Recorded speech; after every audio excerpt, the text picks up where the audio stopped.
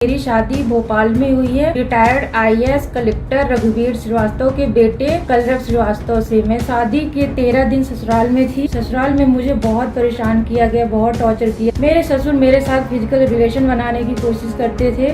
मैं मना करती तो मुझे सब लोग मारते थे। मेरी सास को बताती थी, देवर को, तो मुझे मारते थे।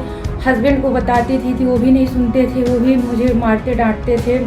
यह आरोप एक रिटायर्ड आईएएस अफसर की बहू ने अपने ससुर पर लगाए हैं। रिटायर्ड आईएएस अफसर की बहू का कहना है कि उसका ससुर उससे रेप करने की कोशिश करता था और दहेज के लिए प्रताड़ित करता था, जबकि उसका पति नपुंसक है। आईएएस अफसर की पत्नी और बेटे पर भी पीड़िता बहू ने दहेज के लिए प्रताड़ित करने, बंधक बनाकर मारपीट करने के गंभीर आरोप लगाए हैं। दरअसल यह पूरा मामला सतना और राजधानी भोपाल से जुड़ा है। पीड़िता ने इस मामले की शिकायत भोपाल आईजी और डीआईजी से भी की है। पीड़िता का कहना है कि वह सतना की रहने वाली है।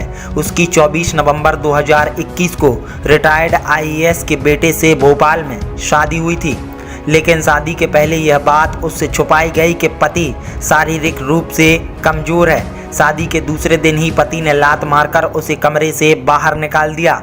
इसी दौरान वहां पहुंचे आईएएस अफसर ससुर ने बहू से कहा कि मैं सब कुछ ठीक कर दूंगा, मेरे साथ कमरे में चलो।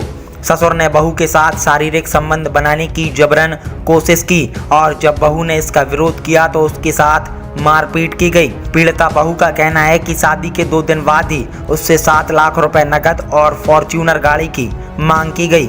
इसी सबसे परेशान पीड़िता बहू शादी के 13 दिन बाद ही भोपाल से सतना वापस लौट आई।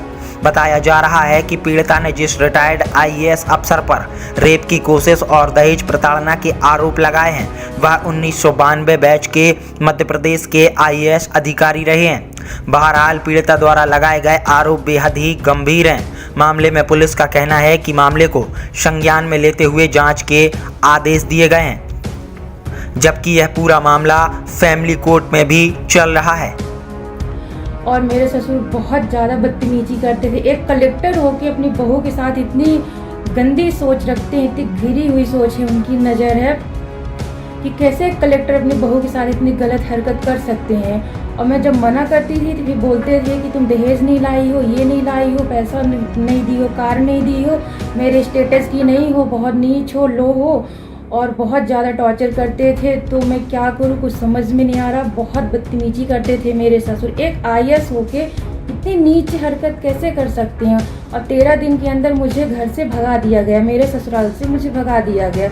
और जब मैं मायके आई, यहाँ कंप्लेन लिखवाने गई टीआई सर के पास, मैहर थाना, तो मेरी कंप्लेन नहीं लिखी गई। मैं सतना गई 4 बार, सतना में भी एसपी सर बोले टीआई सर को कि इनकी कंप्लेन लिख दो, रिपोर्ट लिख दो। तो जब मैं टीआई सर के पास गए तो टीआई सर मना करते हैं कि मैं इनकी कंप्लेन नहीं लिखूंगा, क्योंकि वो लोग कलेक्टर हैं, बहुत पावरफुल लोग हैं, तो मैं उनकी रिपोर्ट नहीं लिख सकता हूँ।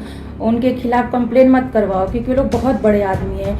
तो मैं क्या करूँ, मुझसे कुछ समझ में नहीं आ रहा। मैं 3 महीने से भटक रही हूँ, मुझे न्याय नहीं मिल रहा है। क्या यही गवर्नमेंट है, यही सरकार है कि लड़कियों महिलाओं के साथ अत्याचार होता रहे, कोई सुनवाई, कहीं सुनवाई ना हो। मैं क्या करूँ, कहाँ जाऊँ।